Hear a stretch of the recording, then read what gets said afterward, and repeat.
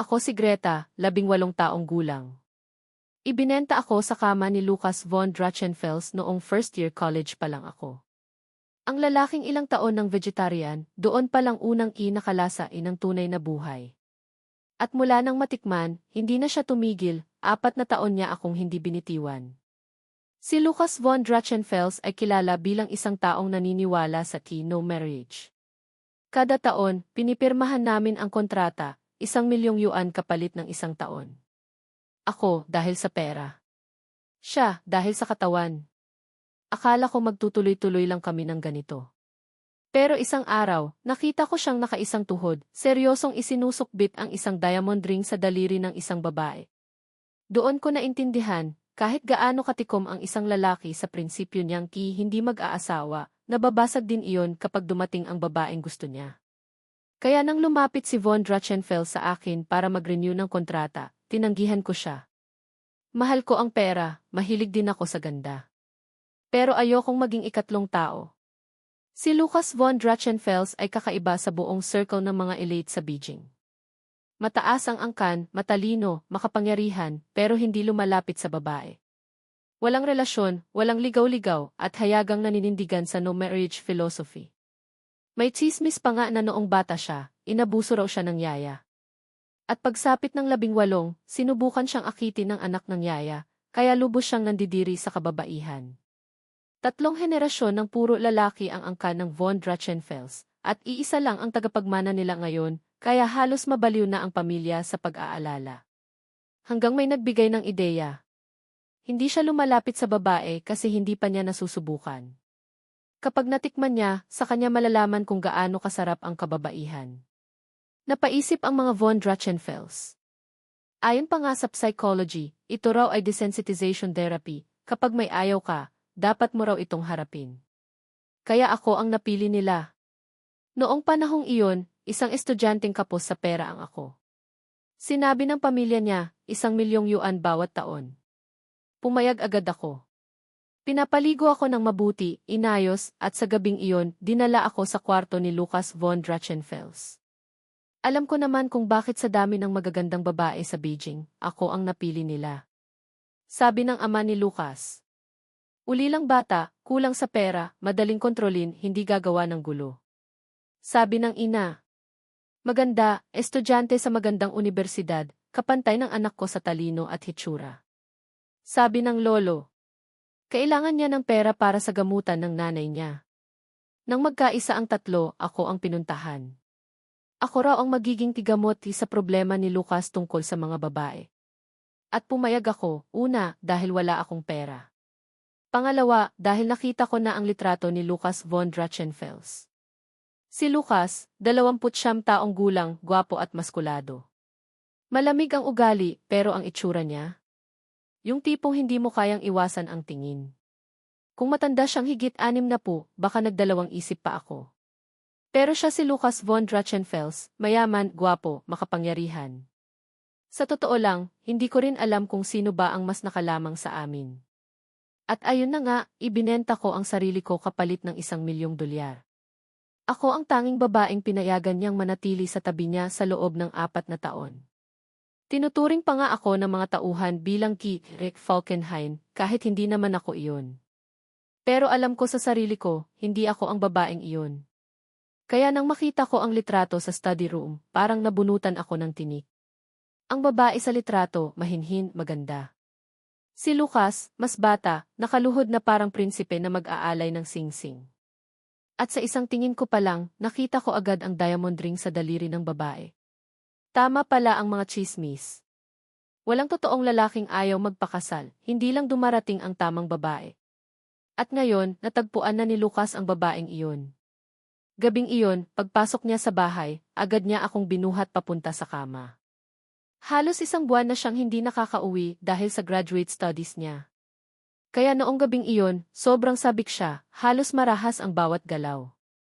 Pagkatapos ng lahat, nakapikit siyang masaya habang nagsiselfone. Ako naman, parang basahang itinapon sa gilid ng kama. Lucas, pwede mo ba akong tulungan maligo? Mahina kong tanong. Dati, hinding-hindi ko hihilingin iyon. Lagi kasi siyang malamig sa akin, maliban noong nakaraang beses. Pero ngayong gabi, sobrang pagod ko. Siguro dahil sa overtime o dahil sa litrato. Wala na akong lakas kahit itaas ang isang daliri. Drama ka na naman. Napailing siya, pero binuhat niya ako ng walang effort. Pagdating sa banyo, sumunod pa ang isa pang round. Sa totoo lang, noong unang gabi namin, hindi naman siya ganoon kaagresibo. Noong unang beses nga namin, kinailangan pang painumin siya ng gamot ng doktor ng pamilya. Doon ko nasabing may sakit palang klase ng sakit sa mundo na ganun kasakit. Hinalo ang bisa ng gamot at galit at gabing iyon, halos ikamatay ko ang sakit.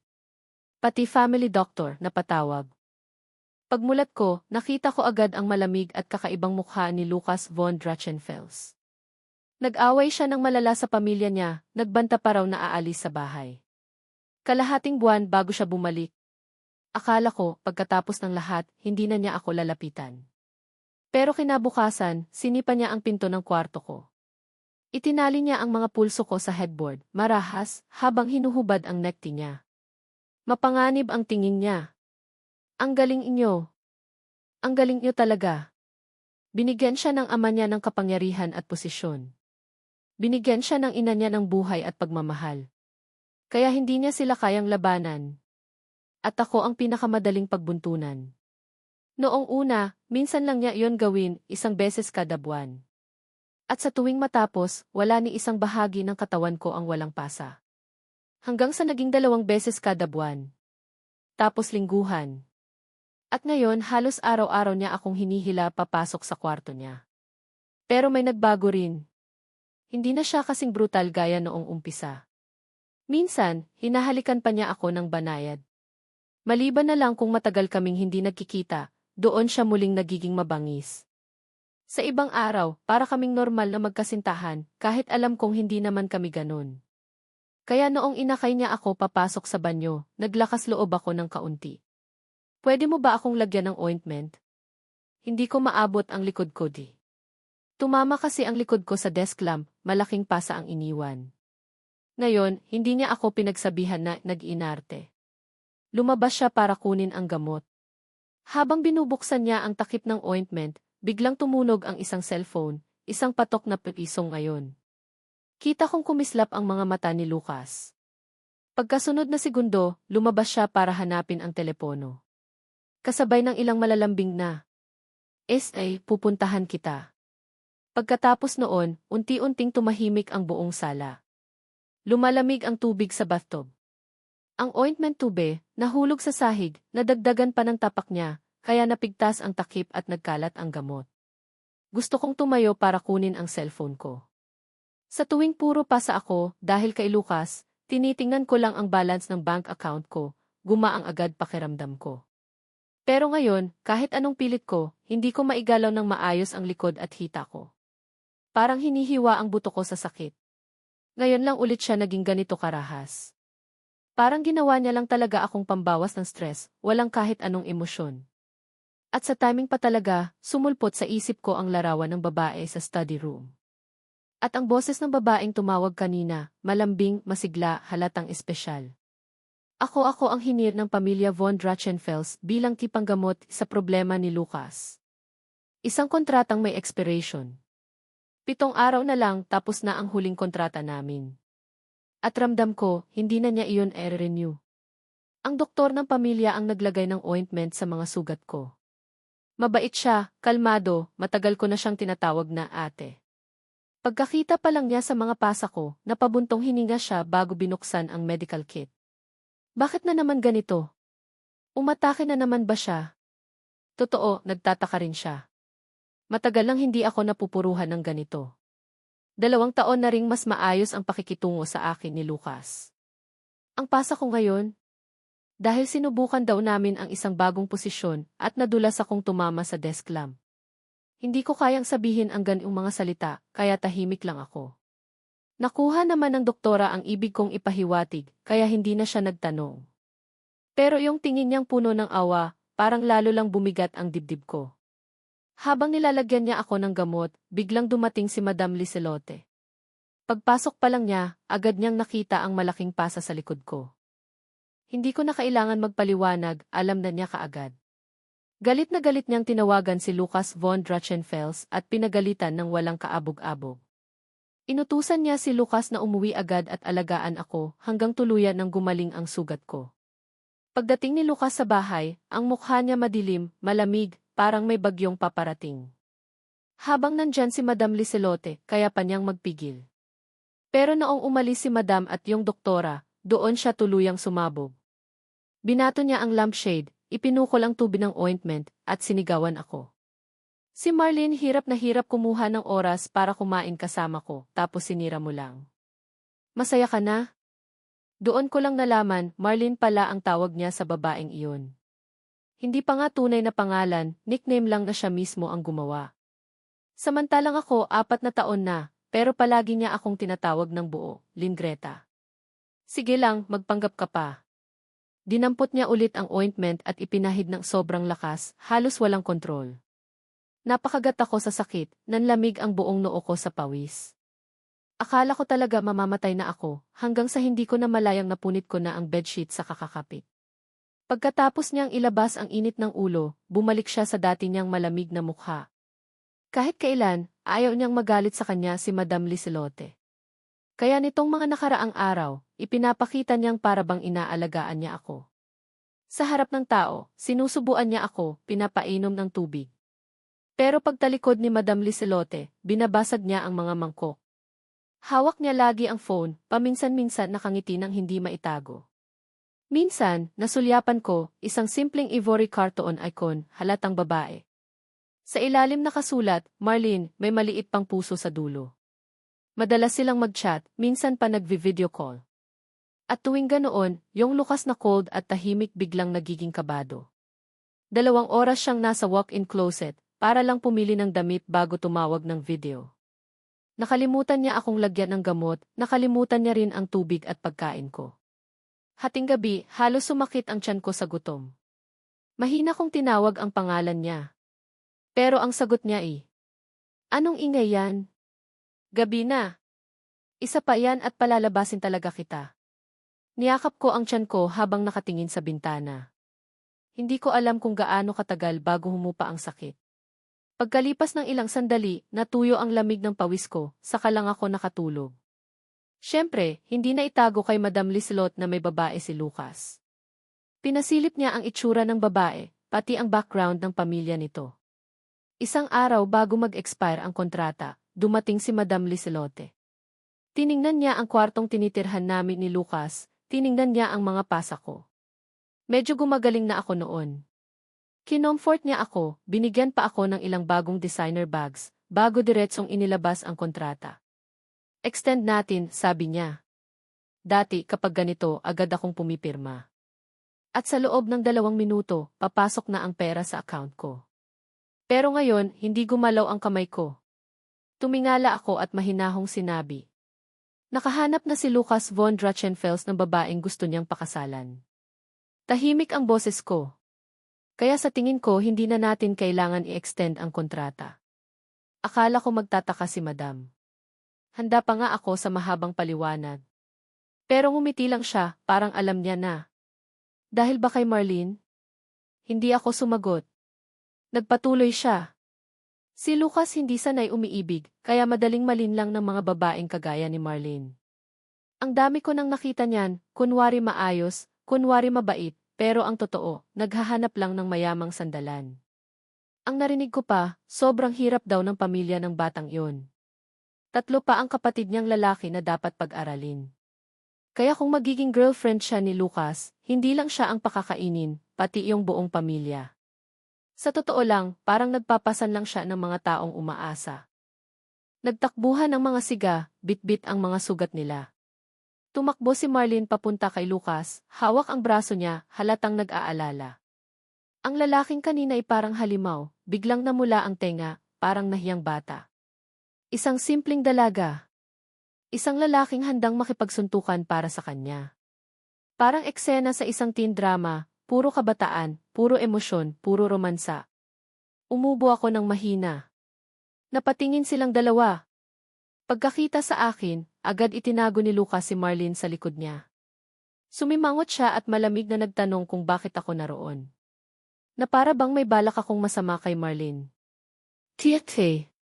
Kung love story nila ang palabas, ako na agad ang kontrabida. Nainip na ako sa madilim na eskinita na to. Iniwan ko siya ng isang pangungusap, hihintayin kita sa cafe sa labas, at agad na umalis. Umalis? Saan ka pupunta? Hindi ko inakala na magiging ganito kalakas ang reaksyon ni Lucas von Drachenfels sa aking pag-alis. Para siyang nawala ng kontrol, natapon pa niya ang tasa ng tsaa sa mesa. Biglang dumilim ang mukha niya, mas nakakatakot pa kaysa noong ipinagtanggol niya si Marlene. Hindi mo na kailangan pang sabihin kung saan ka pupunta basta aalis ka, dapat hahanapin mo muna ako. Nabitin ako. Break up. Parang hindi bagay.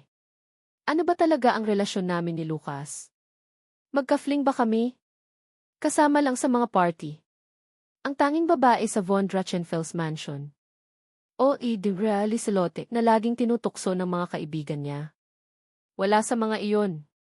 Kasi si Lucas, hindi niya kailanman inamin kung ano talaga kami. Nagsimula sa kalabuan. Kaya't ngayon, nagtatapos din sa kalabuan. Huminga ako ng malalim. Basta aalis na talaga ako. Dumaan lang ako para sabihin ito sa'yo. Pagkatapos nito malamang hindi na tayo magkikita. Parang nagyelo ang hangin sa paligid. Matagal bago muling nagsalita si Lucas. Hindi ako pumapayag. Nakakunot ang noo niya, parang may batang pasaway sa harap niya. Anong karapatan mong basta darating tapos aalis ka na lang? Greta, ikaw ang unang umakyat sa kama ko. At ngayon, akala mo makakaalis ka ng ganun kadali? So dahil nagkamali ako, bawal na akong tumigil. Hinalo ko ang kape ko na biro na seryoso. Okay, ganito na lang. Makipaghiwalay ka kay Marlene. Anong kinalaman ni Marlene dito? May mental cleanliness ako. Hindi ako pumapayag maging third party. Kaya o iwan mo siya o ako ang aalis. Parang may narinig siyang malaking biro. Natawa talaga siya. Mental cleanliness. Hindi pwedeng to. Isa kang babaeng umakyat sa kama ko at sinasabi mo na may mental cleanliness ka. Greta, ilang araw lang tayong di nagkita. At natutunan mo na ring magdrama sa akin, ha? Umakyat sa kama? Babae sa lansangan? Si Lucas, disiplinado at maayos, bihira magsalita ng ganitong bastos. Ang tanging pagkakataon na nagsalita siya ng ganito ay noong unang gabi naming nagkita. Isang gabi ng pagkakagulo at kasindak-sindak. Nang magising si Lucas, nakita niya akong nakahiga sa tabi niya. At sa takot, tinulak niya akong direktang bumagsak mula sa kama. Matagal na akong nasasaktan sa buong katawan at halos masaktan ng husto dahil sa pagkakabagsak na to. Lumabas si Lucas von Drachenfels sa silid, nag-aaway sa mga tao sa labas ng malakas. Habang hinihintay ko siyang bumalik, nakahiga pa rin ako ng nakadapa, mukhang pangit at kawawa, parang pagong. Lumapit siya sa harap ko, biglang hinila ang aking baba pataas. Nakilala na ba kita dati? Parang sikat ng araw sa taglamig, kumabog ang puso ko nang marinig iyon. Naaalala ko na sa bar. Pina-interrupt ako ni Lucas, may tiyak na tono. Ikaw yung waitress doon. Noong pinakamahirap ang buhay ko, nang pautusin ako ng kaklase sa bar para magtrabaho, doon ko unang nakilala ang mundo ng mga ganitong lugar. Sa simula, akala ko simpleng bar lang, pero sa totoo lang, ipinagbibili ang kagandahan. Nang hinila ako ng ilang lalaki papunta sa essay room, si Lucas von Drachenfels ang sumagip sa akin. Binigyan niya ako ng kanyang Amerikana at bago umalis, pinasok pa niya sa kamay ko ang isang malaking halaga ng pera. Nakita ko sa kanyang pananamit na hindi basta-basta ang pamilya niya, pero hindi ko inakala na siya pala ang tagapagmana ng von Drachenfels. Ngayon, nang tahasang binunyag niya ang aking pagkatao, bihira akong manginig sa takot. Nahihiya, naiinis, nasasaktan, isang dami ng emosyon ang dumaan sa isang kisap mata. Pero hindi ko maikakaila may bahagyang pag-asa pa rin ako. Umaasa akong makikilala niya ako at magsasabi ng kahit isang bagay. Ngunit ang sumalubong sa akin ay isang malakas na sampal. Tinapik ako ni Lucas diretso sa sahig. Una, sinadya mo silang akitin, di ba? Kapag mayaman, susunod agad. Mukhang nag-aalala lang ako ng sobra para sa wala. Lumipat ako sa von Drachenfels, dala ang ilang gamit lang, isang maliit na maleta. Walang nakakaalam na sa ilalim ng maleta, may malinis at maayos na Amerikana. Sa mga susunod na gabi, nang paulit-ulit akong pinahirapan at sinasaktan ni Lucas. Bawat oras na hindi ko na matiis na iisip ko ang Amerikana, at ang malambot na mata niya noong una niyang sinagip ako. Parang hindi niya napansin ang dugo sa gilid ng labi ko, at bago umalis, hinarap niya ako, malamig ang boses. Talagang nagsisisi ako na sinagip kita. Nagsisisi akong sinagip ang isang puta. Akala ko noon, makakalimutan ko ang sinabi niya. Akala ko, maaari akong humingi ng aliw sa Amerikana na iyon at tiisin ang buong buhay ko. Ngunit ngayon, naintindihan ko sobra kong na-overestimate ang sarili ko, pati na ang Amerikana. Ang salitang nagsisisi at puta ang naging sanhi ng maraming bangungot sa loob ng 4 na taon. Kaya ngayon, hinarap ko ang mga nagangalit na pulang mata ni Lucas. Tahimik akong nanatili sandali at ngumiti. Isa akong puta. Kaya kung aalis ang isang puta, ano ba ang dahilan para ka magalit? Hindi ko maintindihan kung bakit ayaw niya akong hayaan umalis. Umuugali siyang galit, itinago ang lahat ng at pasaporte ko. Iniutos niya sa lahat na subaybayan ako at napilitan akong manatili sa Von Drachenfels. Hindi na lumalabas si Lucas Von Drachenfels. Araw-araw, 24 oras, minomonitor niya ako, kahit kapag pupunta ako sa banyo, nakabantay siya sa labas ng pinto. Nang dumating si Ingria Liselote, mukha niyang kontento at pinayuhan ako. Greta, espesyal ka sa anak ko, matigas lang ang ulo niya, pero sa totoo lang ayaw kanyang umalis. Nag-isip ako buong gabi, pero hindi ko maintindihan kung anong ibig sabihin ng espesyal na iyon. Noong una, nang sinadyang pakisamahan ko siya, parang wala lang siya, hindi man lang ako pinansin. Hindi pwedeng sa oras na aalis na ako, biglang magiging malapit si Lucas Von Drachenfels at ayaw akong pakawalan, di ba? Kaya hinanap ko siya, gusto kong kausapin. Bakit hindi mo ako pinapayagang umalis? Naalala ko ang sinabi niya dati, kaya inulit ko. Wala akong hilig na makialam sa relasyon ng iba. Sabi ni Lucas.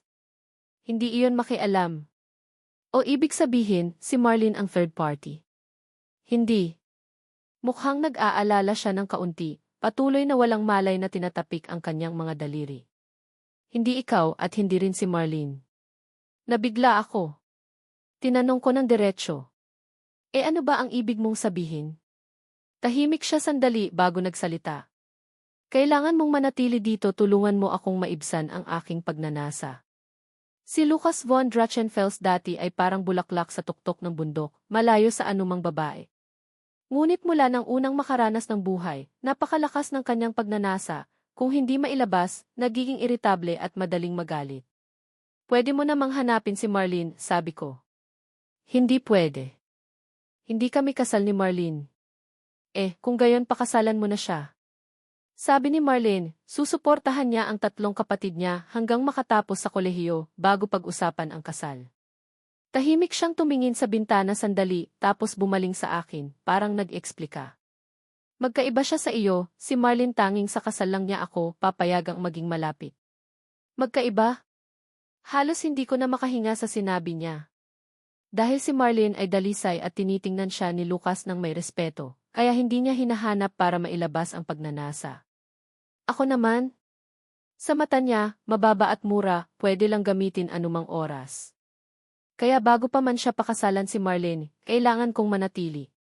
Manatili para maibsan ang pagnanasa niya, manatili para mabawasan ang kanyang stress. Kung gusto mo ng babae, marami naman dyan. Hindi mo kailangan pilitin ako. Pagod na akong hinimas ang aking mga templo. Marahil dahil nakarinig na ako ng napakaraming masasakit na salita, mga salitang minsang sumaksak sa puso ko at nagdulot ng labis na kirot, ngayon, pakiramdam ko pagod na ako. Pagod na hanggang hindi ko na gustong manatili sa Von Drachenfels. Pero tila hindi naririnig ni Lucas Von Drachenfels ang sinasabi ko. Tumingin lang siya sa labas ng bintana, walang ekspresyon sa mukha at nagbigay ng utos. Ngayong gabi, pupuntahan kita. Maligo ka at maging handa sa pagdating ko. Ang mga mayayaman talagang bihasa sa pagyurak sa dignidad ng iba. Ilang salita lang, sapat na para saktan ang isang tao nang hindi man lang dumugo. Hindi niya pinansin ang pagtanggi ko, ni ang aking pagsalungat, isang simpleng utos lang. Ngunit gabing iyon, hindi ko na hinintay si Lucas. Dahil si Marlene ay nabasa sa ulan at nagkaroon ng mataas na lagnat, isang tawag lang ay kinuha na si Lucas. Sa mga nakaraang araw, binantayan niya ako ng mahigpit, bawat pinto ay nakalock para hindi ako makatakas. Pero gabing iyon, nagmadali siya. Nang makita si Marlene, nagpanik siya. Kaya nakalimutan niyang i-lock ang pinto, pati na rin na naroroon ako sa loob ng silid. Binuksan ko ang maleta at sinimulang ayusin ang aking mga gamit. Sa totoo lang, wala naman masyado. Sa 4 na taong pananatili ko sa Von Drachenfels, palagi akong maingat, bawat kilos ay pinagmamasdan. Maliban sa mga mamahaling regalo ni Emre Liselote, halos wala akong binili. Siguro, isang uri ng pang-anim na pandama ng kababaihan. Dahil alam kong hindi ito tatagal, hindi ko kailanman tinuring ang lugar na ito bilang tahanan ko. Ilang damit lang, ilang gamit sa araw-araw. Isang maliit na maleta, naglalaman ng 4 na taon ng aking buhay. Ganito ako pumasok sa Von Drachenfels, at ganito rin ako aalis, magaan.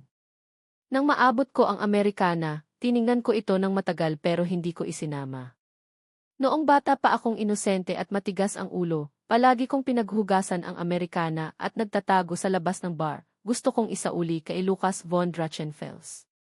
Ngunit nang matutunan ko, ang tela pala nito ay hindi pwedeng labhan sa tubig. Ang mga damit ng mayayaman ay parang disposable.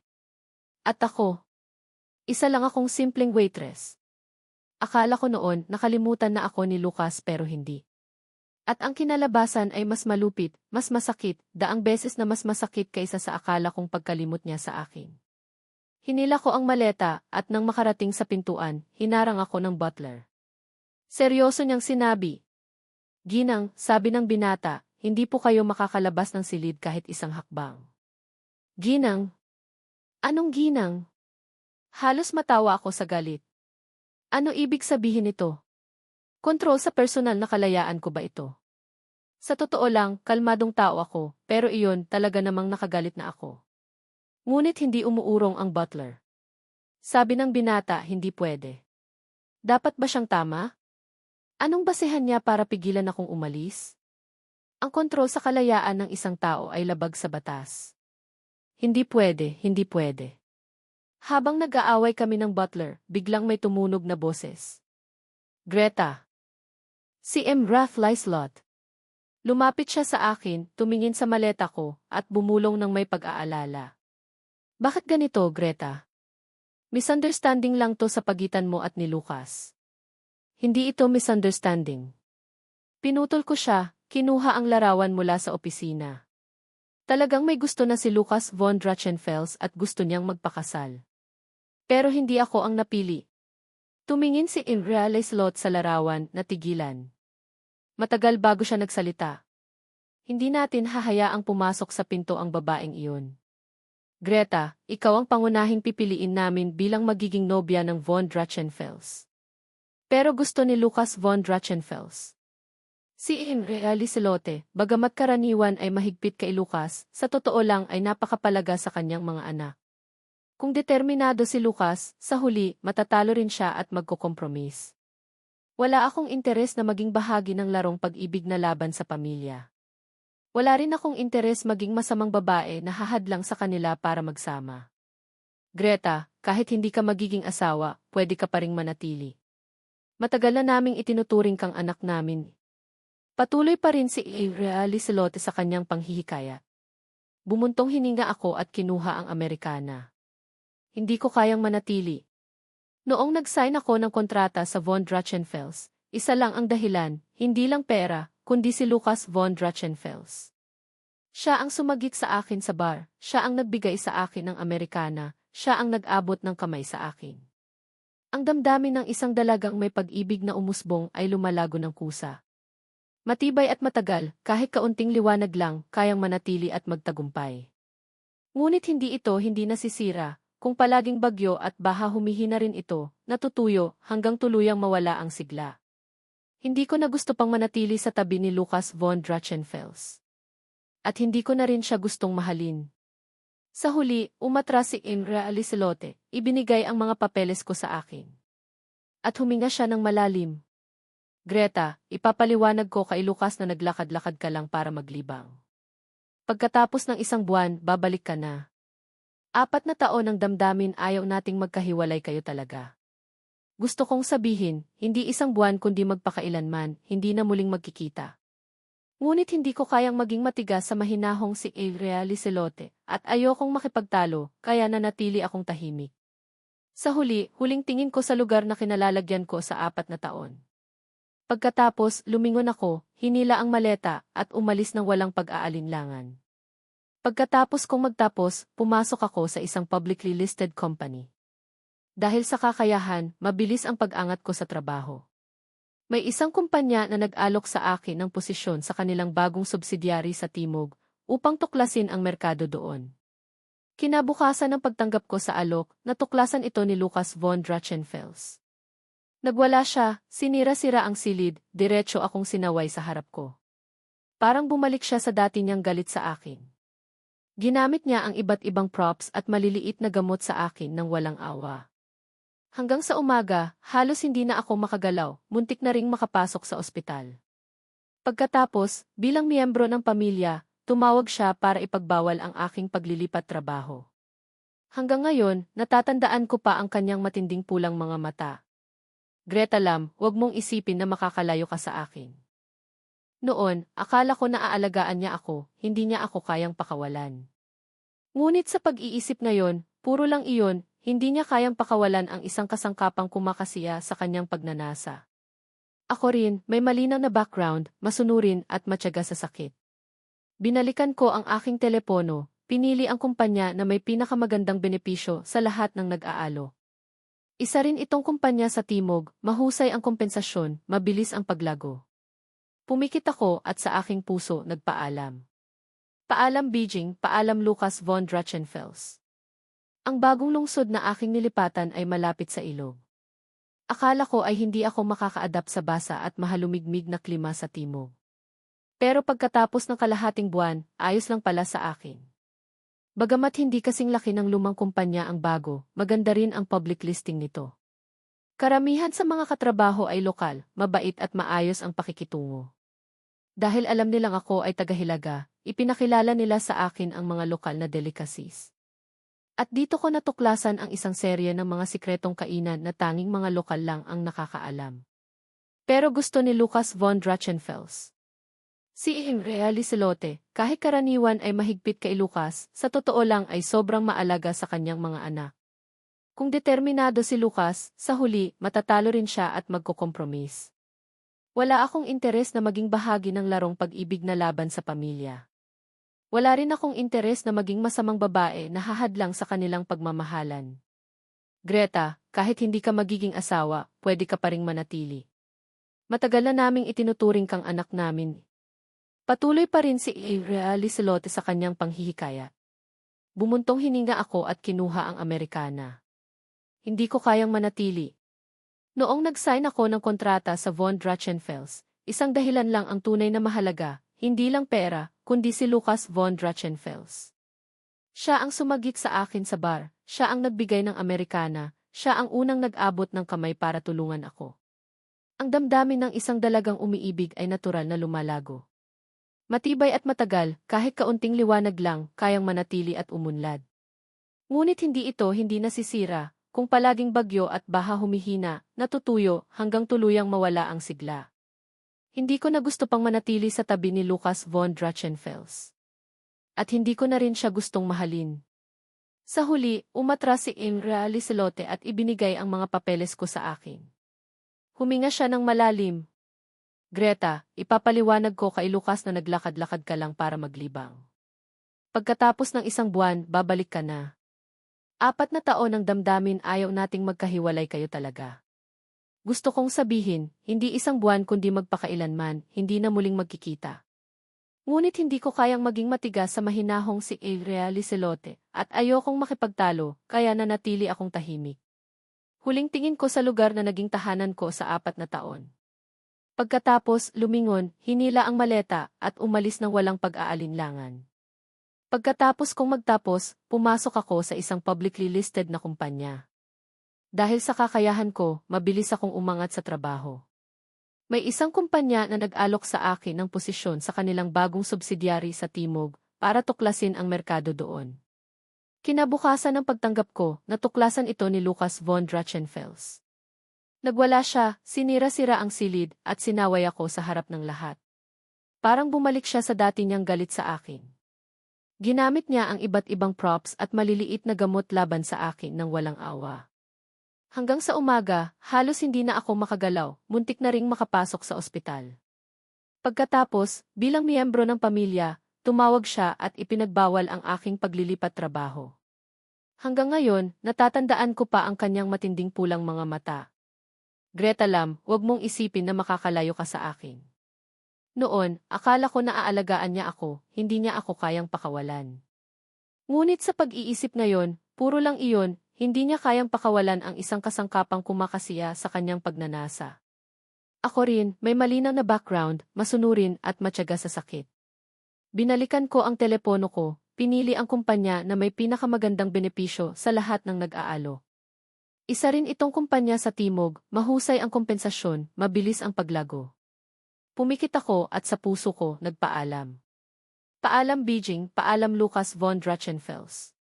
Ang bagong lungsod na aking nilipatan ay malapit sa ilog.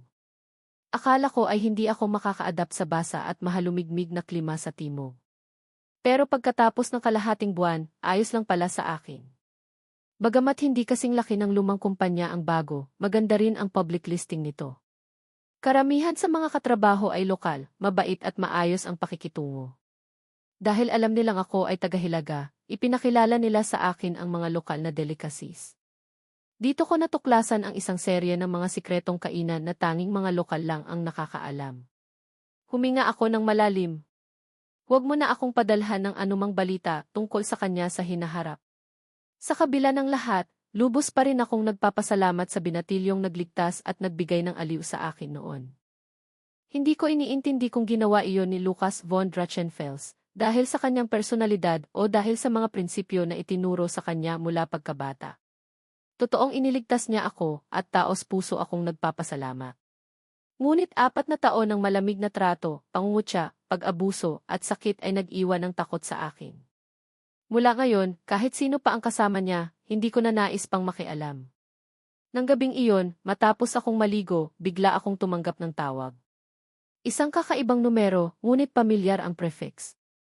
Nang sagutin ko, siya nga pala, si Lucas von Drachenfels. Medyo hindi siya makapaniwala. Greta, in-block mo ba ang number ko? Ang laki ng loob mo ngayon. Hindi lang sa telepono, pati sa WeChat, matagal ko na siyang ni-block mula noong umalis ako sa von Drachenfels. Marahil dahil lagi siyang kasama ni Marlene, ngayon lang niya napansin. Medyo mainit ang boses niya sa kabilang linya. Sapat na ang paglalaro-laro mo sa labas. Panahon na para umuwi ka. Bumalik ka na ngayon, gusto kitang makita bukas. Tumanggi ako. Hindi ako uwi. Napahinto siya at medyo nagalit ang boses. Ano ang ibig mong sabihin? Kung hindi ka uwi, saan ka pupunta? Literal na ibig kong sabihin hindi na talaga ako babalik. Lalong naging mabigat ang hininga ni Lucas, tanda ng paparating na galit. Ngunit sandali lang, parang may naisip siya at medyo humupa ang tensyon. Dahil ba kay Marlene? Greta, matanda ka na. Huwag ka nang magtampo sa isang batang babae. Hindi dahil sa kanya. Ayoko lang talaga. Sige na, sapat na ang pagtampo. 1 buwan na rin ang lumipas. Bilisan mo, bumili ka na ng tiket pabalik para sa akin. Halos napatawa na ako sa galit. Bakit pa ako babalik? Para maging kasangkapan lang sa pagpawi ng iyong pagnanasa? Nagulat si Lucas at may narinig akong pagbasag ng mga bagay sa kabilang linya. Greta, binigyan kita ng respeto. Bakit ka naman nagsasalita ng ganyan? Hindi ba ito totoo? May gusto ka na, dapat ay maayos mo siyang tratuhin at huwag mo na akong istorbohin pa. Istorbo. Greta, ang tawag ko sa iyo ay istorbo ba para sa iyo? Narinig ko na ang boses niya, nakakainis na agad. Pagkatapos ng ilang pagtatalo, tuluyan nang nagalit si Lucas von Drachenfels. Sabay na isinumpa at malakas ang tono sa telepono. Sige, lumalaki na ang kapal ng mukha mo. Kapag nakauwi ka, ayusin kita. Ang kumpanya mo, 1 buwan lang ang bakasyon, tama ba? Magaling! Pagdating ng oras na iyon, pupunta mismo ako sa airport para hadlangan ka. Tingnan natin kung aamin ka pang sinasabi na nakakainis ako o hindi. Pinutol ko ang tawag at muli ko siyang ni-block. Si Andrea Licelote ay isang maayos at disente na babae, dahil sa pagiging mabait ko noon, napaniwala ko siya.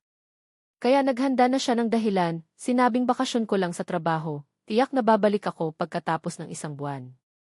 Ngunit nagbitiw na ako sa trabaho at talagang hindi na babalik. Simula nang sabihin ko sa mga kaibigan ko na ayoko nang makatanggap ng balita tungkol kay Lucas von Drachenfels, hindi na nila siya pinadalhan. Pero palaging may mga taong gustong makialam. Pagkatapos ng trabaho, nakatanggap ako ng video. Nang buksan, makikita ang harap ng aming kumpanya. Si Lucas von Drachenfels, nakasuot ng sunglasses, nakatungo habang pumapasok. May ilang gustong hadlangan siya pero hindi naglakas loob. General manager ko, talagang wala si Lynn Greta sa kumpanya, matagal na rin siyang hindi nakita. Itinaas ni Lucas ang kanyang baba, may galit na tono. Tinatakasan ako. Bakit tinutulungan ninyo siya na lokohin ako?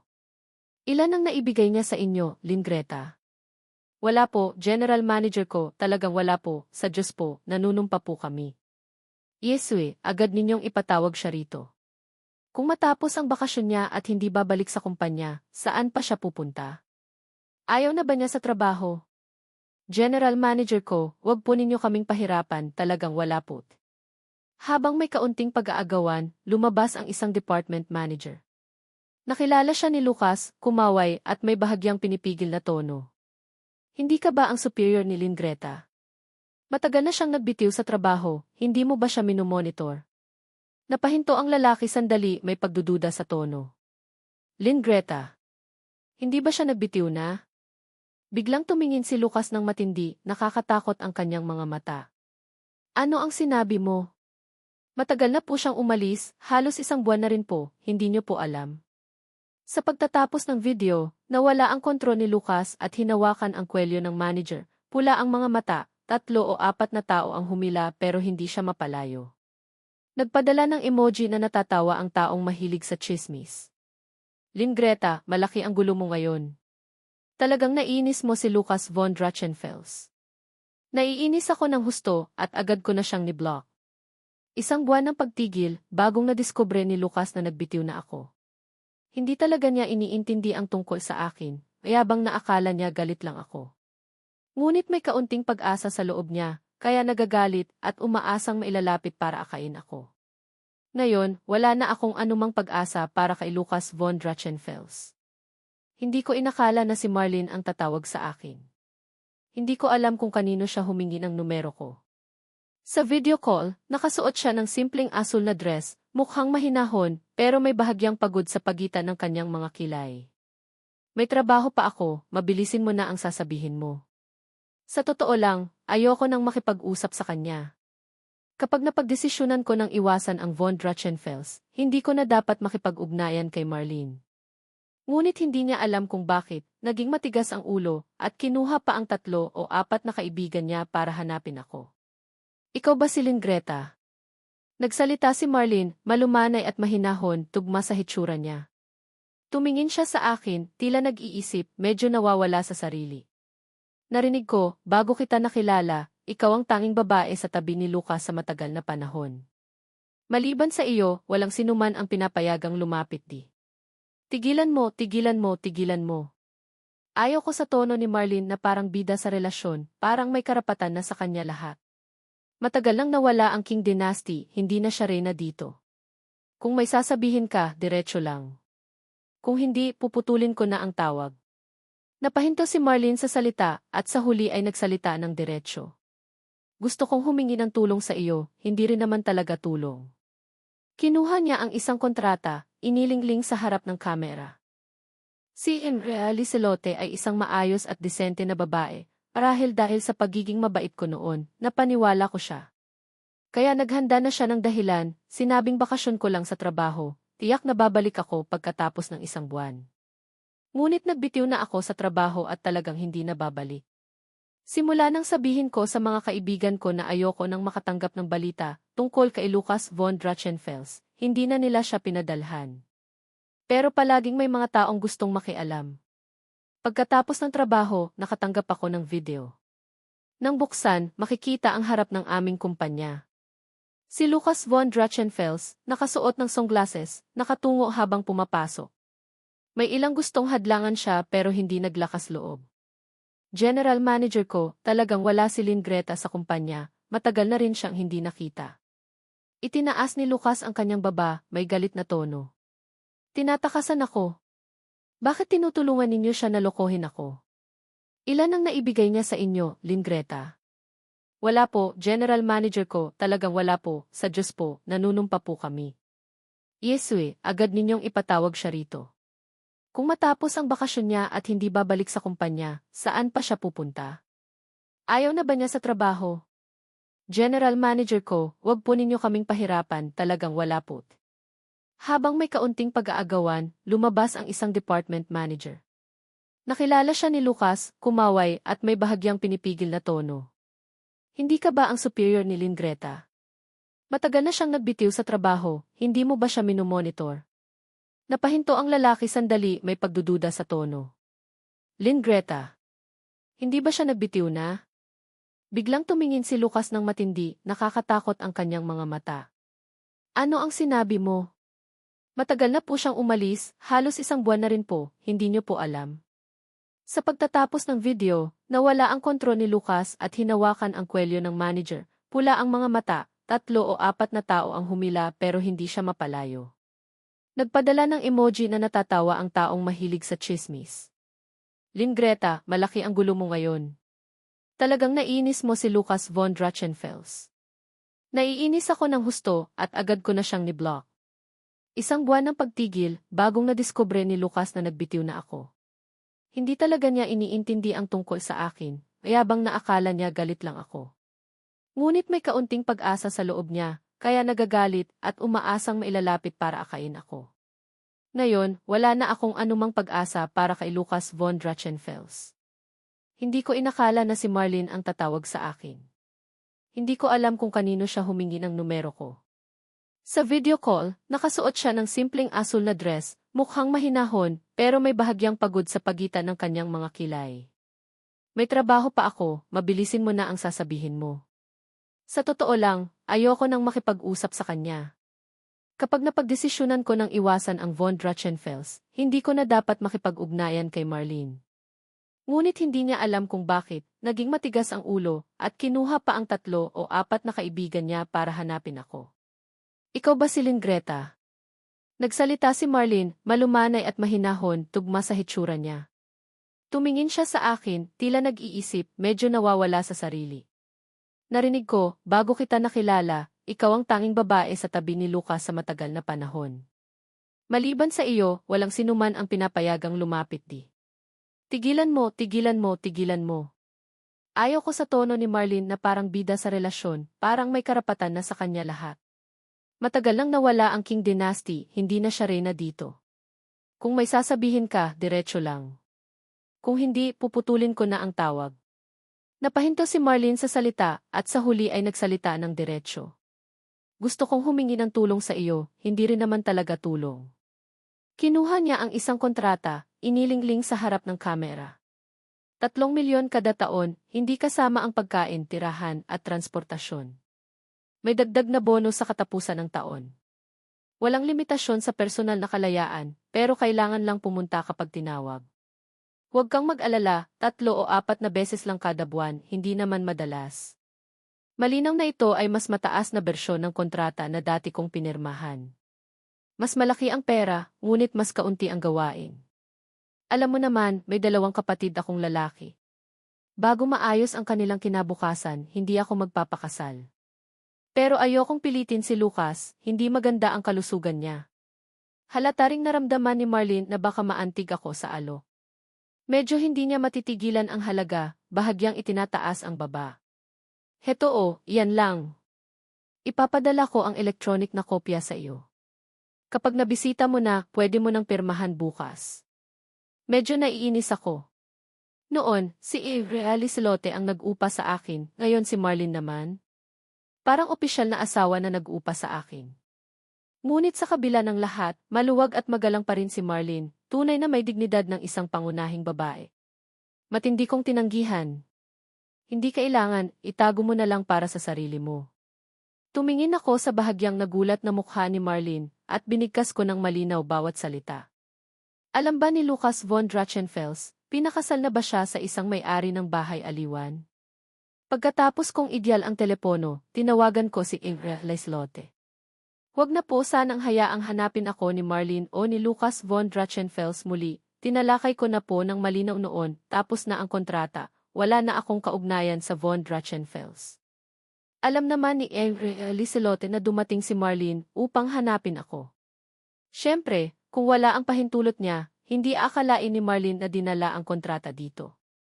Greta, wala po akong intensyon yan, alam kong naaapi ka, at ayaw ko rin pong makaharap si Lucas, pero natatagalan siya, paulit-ulit ang pero at sa huli, nagpilit siyang sabihin. Pero wala na rin akong ibang paraan. Ang von Drachenfels ay may isang anak lamang, hindi ko pwedeng hayaang mawala ang lahi ng von Drachenfels. Ganito kalaki ang responsibilidad, sino ang makakaya nito? Habang nakikinig ako, lalong naguluhan ako. Sa huli, tila hindi na maiiwasang sabihin ni Avery Silote ang totoo. Sa totoo lang, kahit aalis ka na, hindi namin ipipilit. Ang isang palaka na may 3 paa ay mahirap hanapin, pero babae na may 2 paa, marami naman. Ngunit hinanap namin sa buong Beijing, mula sa mga kabataan, aakit-akit, masunurin, paulit-ulit kaming nag-ikot sa dose-dose ng tao, pero wala, talagang wala. Lucas siya lang ang may emosyon kapag nakikita ka. Ikaw lang ang makapagpapasiklab ng kanyang pagnanasa. Halos hindi ako makapaniwala sa sinabi ni Avery Silote. Ano ba yan? Siya lang ang magkakaroon ng emosyon sa akin. Siya lang ang makapagpapasiklab ng pagnanasa sa akin. Ipinadala sa akin ni Avery Silote ang isang ulat medikal na nagpabuntong hininga sa akin. Kasabay nito, dumating din ang resulta ng pagsusuri ng psychologist. Habang tinitingnan ko ang 2 ulat, unti-unti kong naunawaan. Si Lucas von Drachenfels, malamig, konserbatibo, parang bulaklak sa tuktok ng bundok, palaging maingat at maayos. Si Lucas von Drachenfels, na nagdulot ng sakit at pagdurusa sa akin mula gabi hanggang umaga. At sa aspetong iyon talagang maisira na siya, talagang hindi na kayang magmana ng lahi.